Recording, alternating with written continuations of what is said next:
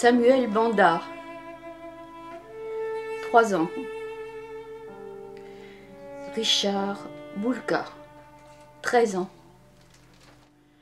Ces noms d'enfants proviennent d'une liste établie par le docteur Kovacs et sa femme, internés avec leurs enfants en octobre 1942 au camp de Mulsanne.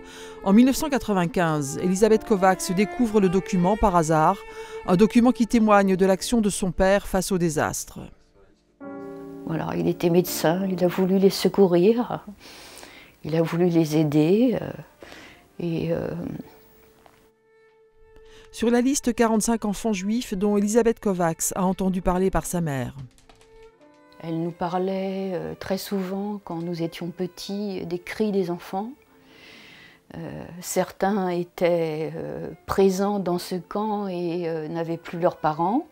Il y a plusieurs enfants qui ont été arrêtés, déportés, sans leur maman, sans leur papa. Ça me paraît tout à fait inimaginable. Après un séjour au camp de Mulsanne, dont il ne reste que ses dessins, les enfants seront transférés à Drancy. Le docteur Kovacs reçoit l'ordre des nazis de les accompagner. Dans un courrier envoyé à sa femme, libérée parce que catholique, il dit que le 6 novembre, il a vu partir pour Auschwitz par le convoi 42 plus de 1000 personnes.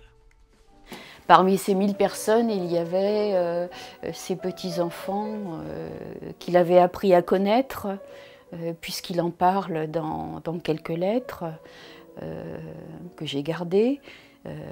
Il y avait une petite fille de 2 mois et demi, Liliane Finder.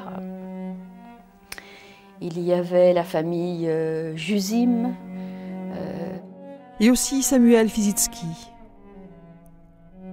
Sylvia Jakubowicz, Jeanne Souganas, tous sur la liste Kovacs.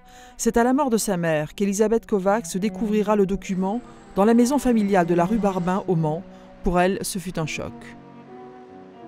C'est comme si tout ce que j'avais pu ressentir depuis ma toute petite enfance